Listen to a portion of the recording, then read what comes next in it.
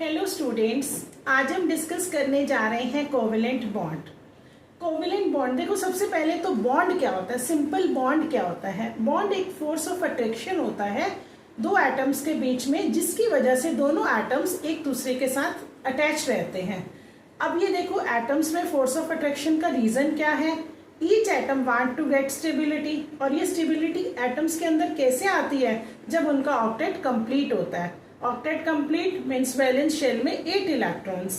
अब देखो, valence shell में 8 इलेक्ट्रॉन्स करने के लिए एटम्स क्या करते हैं, या तो इलेक्ट्रॉन्स को लूज और गेन करते हैं या फिर म्यूचुअल शेयरिंग करते हैं। जब दो एटम्स आपस में म्यूचुअल शेयरिंग करते हैं in order to complete their octet, तो उनके बीच में जो बॉन्ड बनता है उस बॉन्ड को हम बोलते हैं covalent bond. Means chemical bond formed between two atoms by mutual sharing of electrons. अब देखो, अगर ये दो इलेक्ट्रॉन्स की शेयरिंग होती है तो जो बॉन्ड बनता है that is the single covalent bond. For example हम लेते हैं chlorine, Cl2 molecule. Cl2 molecules में क्या है, दो क्लोरीन के एटम्स हैं। क्लोरीन का एटॉमिक नंबर क्या होता है, 17। वैलेंस शेल में कितने इलेक्ट्रॉन्स हैं, 7। अब दोनों क्लोरीन के एटम्स को अपना ऑक्टेट कंप्लीट करने के लिए कितने इलेक्ट्रॉन्स चाहिए, 1। तो ये 1 इलेक्ट्रॉन की आपस में शेयरिंग करेंगे, तो इनके शेयर्ड पेयर ऑफ इलेक्ट्रॉन्स कितने हैं, 2। तो इनके बीच में क्या बॉन्ड बनेगा, सिंगल कोवेलेंट बॉन्ड। ऐसे ही हम नेक्स्ट एग्जांपल लेते हैं O2 मॉलिक्यूल।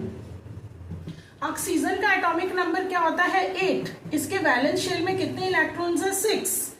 अब क्योंकि वैलेंस शेल में 6 इलेक्ट्रॉन्स हैं, दोनों ऑक्सीजन एटम्स को 2-2 इलेक्ट्रॉन्स की जरूरत है, तो ये 2-2 इलेक्ट्रॉन्स की आपस में शेयरिंग करेंगे, जिससे इनका ऑक्टेट कंप्लीट होगा। अब ये कितने इलेक्ट्रॉन्स की शेयरिंग हो रही है, 4 इलेक्ट्रॉन्स की। तो जो बॉन्ड बन रहा है that is the double covalent bond.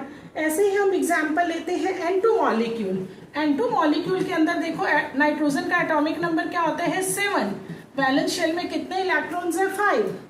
इसको अपना ऑक्टेट कंप्लीट करने के लिए कितने इलेक्ट्रॉन्स चाहिए, 3। तो दोनों नाइट्रोजन एटम 3-3 इलेक्ट्रॉन्स की पेयरिंग करेंगे, म्यूचुअल शेयरिंग करेंगे, तो क्या बनेगा, ट्रिपल कोवेलेंट बॉन्ड। क्योंकि कितने इलेक्ट्रॉन्स की हो रही है, 6 इलेक्ट्रॉन्स की। जो सिंगल कोवेलेंट बॉन्ड होता है उसको हम रिप्रेजेंट करते हैं सिंगल, डबल कोवेलेंट बॉन्ड को हम रिप्रेजेंट करते हैं इस तरह से, और ट्रिपल कोवेलेंट बॉन्ड को हम रिप्रेजेंट करेंगे ऐसे।